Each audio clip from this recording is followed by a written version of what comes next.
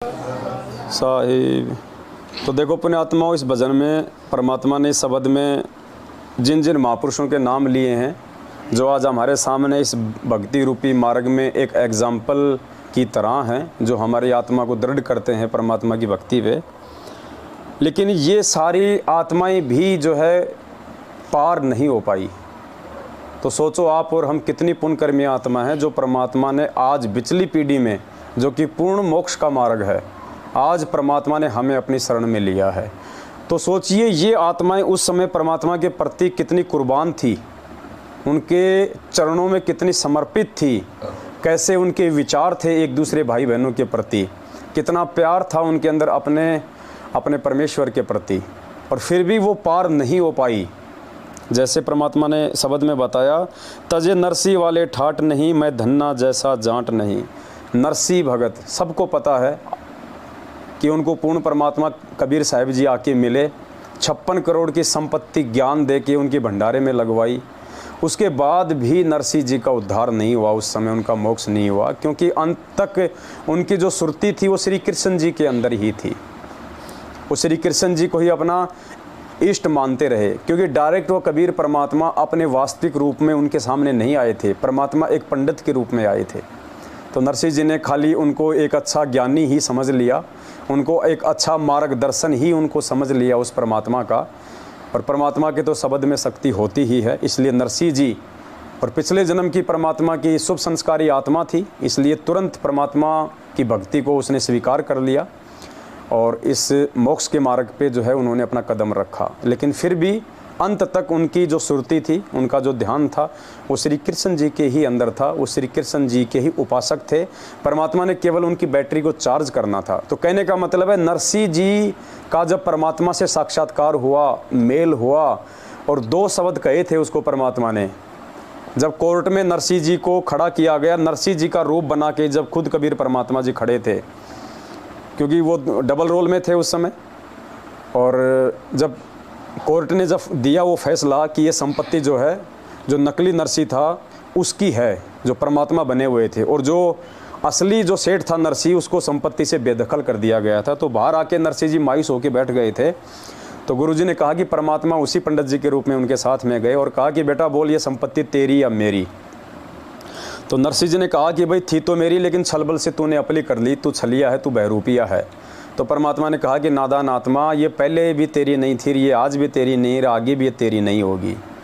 नादान, तू थोड़े बहुत दिनों का मेहमान है, लड़का तेरे है नहीं, कल को तू मर जाएगा। पीछे से भाई बंधु आज ही इस इंतज़ार में हैं कि कब इस नरसिंह का जो है टिकट कटे और कब हम इसकी संपत्ति को आपस में हम बांटें। ये संपत्ति को जोड़ने में ब्याज वगैरह ले लेके तूने जो लोगों का खून चूस के जो ये 56 करोड़ की संपत्ति इकट्ठा की है, तो इसके पाप कर्म भोगेगा, मालगाड़ी भर के ले जाएगा, और तेरे भाई बंधु, तेरे रिश्तेदार संपत्ति के वारिस बनेंगे। नादान, कहाँ है ये तेरी संपत्ति? अच्छी आत्मा थी पिछले जन्म की। परमात्मा कहते हैं, एक चोट सिधारिया जिनको गुरु मिलन की प्यास। जिनको परमात्मा की जो प्यास होती है वो आत्मा एक चोट में ही समझ जाती हैं, एक शब्द में ही समझ जाती हैं। और गुरुदेव कहते हैं, ज्ञान का और घाम का, घाम यानी धूप, ज्ञान का और घाम का तो चमका सा ही होता है। तो नरसिंह जी को वो चमका हो गया उस समय, वो ज्ञान का। और तो कहा कि परमात्मा फिर मैं इसका क्या करूं? तो नरसिंह जी को मालिक ने आदेश दिया कि इसको धर्म भंडारे में लगा दे। विचार करना, हम नरसिंह जी की तुलना में कहाँ हैं, जबकि हम दिन में 50 बार हम लोग जो है सत्संग सुन सकते हैं। आज हमारे पास में टेक्नोलॉजी है, साइंस है, विज्ञान है, रेडियो हैं, टीवी हैं। नरसिंह जी को तो कभी कभार साल 6 महीने में परमात्मा किसी रूप में आते थे, उनको ज्ञान उनको सुनाया करते थे, समझाया करते थे। फिर भी उस आत्मा ने 56 करोड़ की संपत्ति परमात्मा के ऊपर जो है कुर्बान कर दी। यहाँ तक कि नरसिंह जी ने अपने रहने के लिए जो महल था वो भी नहीं रखा। ये विचार करने की बात है। आज जो हमारे पास में है, हम उसमें से कुछ भी उस परमात्मा को देने में सक्षम नहीं है। और गुरुदेव ने कहा कि नादान, जब तू माँ के पेट में था, जब तेरे नीचे को तेरा सिर था, ऊपर तेरे पैर थे, तो रो रहा था, मेरे से अरदास कर रहा था। जब मैं तेरे पास में गया तो तेरा मेरा क्या एग्रीमेंट हुआ था? गुरुदेव ने बताया, जब माँ के पेट में हम थे तो इस जीव आत्मा ने मेरे से 50% का वो किया था एग्रीमेंट। 10वें अंश का नहीं किया था, 50% का किया था कि परमात्मा, मैं मेरी नेक कमाई का 50% मैं दान धर्म में लगाऊंगा, मैं आपको दूंगा जब आप मुझे मिलोगे संत के रूप में। और जैसे माँ के गर्भ से बाहर आया, तीनों लोगों तीनों देवों के तीनों गुणों का एक एक इंजेक्शन लगा, हम भूल गए। परमात्मा को ही भूल गए, 10 अंश देने की बात कहाँ। और जब आज हम 10वां अंश देने के लायक हुए हैं सुपात्र को, परमपिता परमात्मा को, तो आज 10% भी हमारे से मुश्किल से गुरु जी को नहीं दिया जा रहा। तो सोचिए भक्ति मार्ग में हम कहाँ हैं नरसी जी की तुलना में। और उस नरसी का भी मोक्ष नहीं हुआ, उसको भी परमात्मा इस पिछली पीढ़ी में देगा जन्म, या हो सकता है मालिक ने कहीं उनको दे दिया हो। तो सोचो पुण्यात्माओं, हमने उन महापुरुषों की कहाँ पे रीस करनी है। हमने भक्ति में उन महापुरुषों की रीस करनी है, और हम आपस में रीस कर रहे हैं राग द्वेष और ईर्ष्या की, एक दूसरे भगत भाई बहनों को नीचा दिखाने की। कॉमन सेंस की बात है, हम जीव हैं। 650 साल पहले खुद वो कबीर परमात्मा आया, 120 साल तक हम नीचों ने उनसे ज्ञान लिया, फ्री में हमने उनके आश्रमों में भंडारा खाया, उनसे आशीर्वाद लिया, सौ हमने अपने कष्ट निवारण करवाए, और लास्ट में परमात्मा को हमने क्या उपाधि दी, हमने क्या सिला दिया उस परमात्मा को, क्या तोहफा दिया? भड़वा। जब परीक्षा हुई तो सारे परमात्मा को भड़वा भड़वा कहने लग गए कि भड़वा भड़वा सब कोई कहे, कोई न जाने नीच, दास गरीब कबीर कर्म यो बाटे सिर का बोझ। तो ये हमारी ये पुरानी आदत है। तो हमने 650 साल पहले भी उस पूर्ण परमात्मा को ज्ञान के बदले में भड़वे शब्द कहे, हमने उनको ठुकरा दिया था एंड टाइम पे। हमने जिस थाली में खाया उसी थाली में हम लोगों ने छेद कर दिया, आदत हमारी गई नहीं। और उसके बाद पुण्यात्माओं, आज फिर ये कबीर परमात्मा आए हैं। 2014 बरवाला कांड हुआ, 27 साल तक हमने उन आश्रमों में जा के, क्रोथा आश्रम में, छुडानी आश्रम में और बरवाला आश्रम में हमने खूब खाया, खूब पिया, खूब नहाए धोए, और जैसे ही बरवाला कांड हुआ हमने परमात्मा में 100 दोष देखने शुरू कर दिए। गुरुजी को स्विमिंग पूल की ज़रूरत क्या थी? गुरुजी को बॉडीगार्डों की ज़रूरत क्या थी? क्या ज़रूरत थी गुरुजी को कोर्ट में क्यों नहीं गए? काहे का संत है? गुरुजी को क्या ज़रूरत थी कमांडो बनाने की? जबकि बैकग्राउंड में जो फिल्म चल रही थी गुरुजी के आदेशों की आड़ में उनके परिवार की, उसको कोई नादान नहीं जान पाया, कोई नालायक ने विचार नहीं किया, और सारा का सारा दोष अपने परमात्मा के ऊपर मंड दिया। यानी जिस थाली में खाया उसी थाली में हमने छेद किया। आज 7 साल से परमात्मा ने इस पवन दास को इस भक्ति मार्ग पे टिका के आप सभी भगत भाई बहनों के लिए जो है निमित्त बना रखा है। आज से पहले किस भाई बहन को पता था कि भाई सतगुरु रामपाल जी ही जो है मतलब कि पूर्ण परमात्मा है, ये परमेश्वर हैं। आज से पहले तो हम सब अपने घरों में दाढ़ी मूंछ वाली फ़ोटो को ही कबीर परमात्मा मान के उसको पूज रहे थे। एक आत्मा के हमने दो जो है पति परमेश्वर बना रखे थे। सतगुरु रामपाल जी भगवान को भी अपने दरबार में लगा रखा था, और उनसे ऊपर हमने कबीर जी की फ़ोटो लगा रखी थी, जो कि मानी जाती है कि ये कबीर जी की फ़ोटो है। जबकि गुरु जी सत्संग में कह रहे हैं गुरु बड़े हैं गोविंद से, और हमने गुरु जी को नीचे और उस गोविंद को ऊपर बैठा रखा है। वो भी एक काल्पनिक, एक हाथ से बनाया हुआ गोविंद। परमात्मा ने बुद्धि इस दास के माध्यम से अपने भाई बहनों की खुलवाई।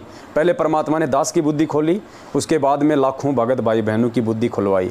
7 साल से हज़ारों वीडियो बनाए गए परमात्मा के, वो गूढ़ सत्संग जिनको हम रात दिन सुना करते थे, लेकिन हमारे पल्ले एक भी नहीं पड़ता था। मालिक ने दास पे थोड़ी सी दया बख्शी, क्योंकि परमात्मा कहते हैं कि सब सुमरे अपने अनुमाना तो गति लखी न जाए, कहे कबीर कृपया कर जन पर ज्यों की त्यों समझाए।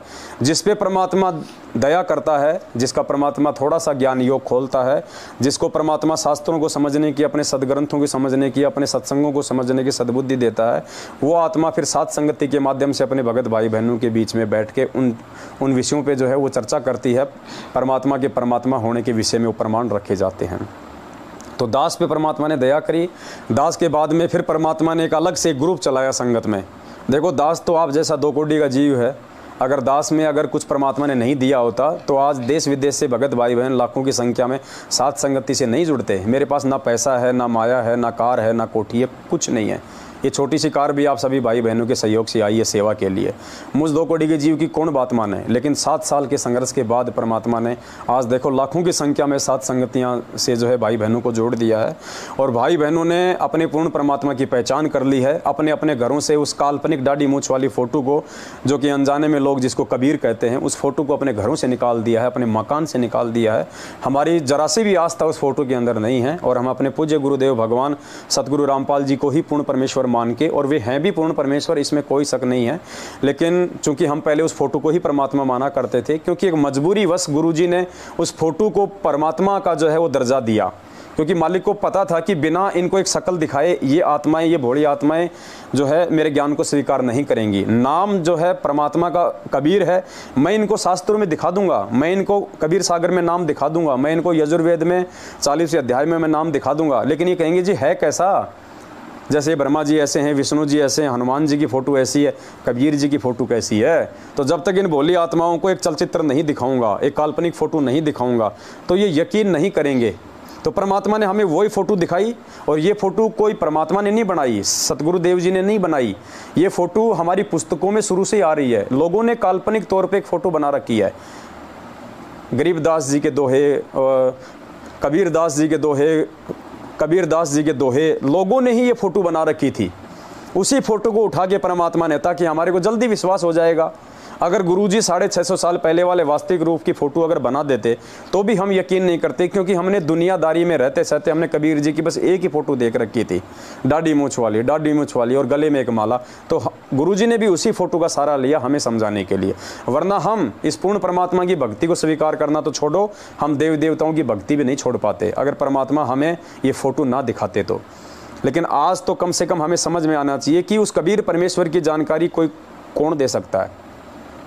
खुद वो परमात्मा ही अपनी महिमा बता सकता है, खुद वो परमात्मा ही अपनी जानकारी दे सकता है। उस परमेश्वर के अलावा ना ही तो कोई अपनी महिमा बता सकता है, ना ही कोई अपनी जानकारी दे सकता है इस 21 ब्रह्मांड में।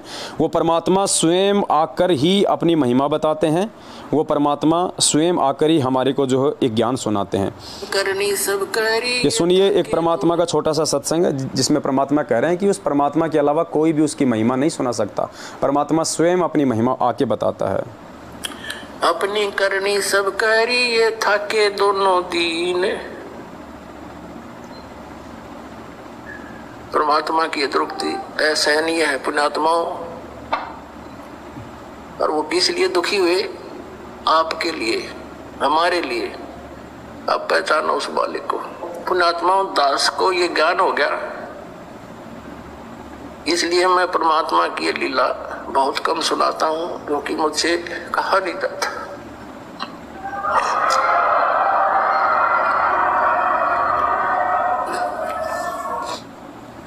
आज परमात्मा को अपने विषय में बताने में भी देखो पुण्यात्मा आंखों में आंसू आ रहे हैं। तो हम नीचों को तो कितना ज़्यादा समर्पित भाव से परमात्मा के पीछे लगना चाहिए। और आज भी हम इस परमेश्वर को ठुकरा के जो साक्षात धरती पे आया हुआ है, हमारे लिए परमात्मा इतने असहनीय कष्टों को उठा रहा है। दो बार परमात्मा हम नीचों के लिए इस परमार्थ के काम में निस्वार्थ भाव से जेल गए, लोगों की गालियां खा रहा है, लोगों के डंडे खा रहा है, लोगों की लठे खा रहा है। कहाँ अपने घर परिवार को छोड़ के परमात्मा कहाँ बैठे हैं, आज वो किस स्थिति में है। जेल का क्या हाल होता है, नीचे फर्श पे खाली एक चादर सी बिछाई जाती है, वो भी फूटा हुआ होता है। ना गर्मी में कोई वो कूलर मिलता है, ना सर्दियों में कोई हीटर मिलता है।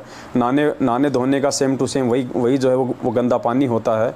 हम नीचों के लिए परमात्मा जेल में बैठे हैं, और हम उस परमात्मा को छोड़ के और हम एक कागज़ के टुकड़े को इन फर्जी आश्रमों में लाखों की संख्या में इकट्ठे होकर हम उसको भगवान मान रहे हैं।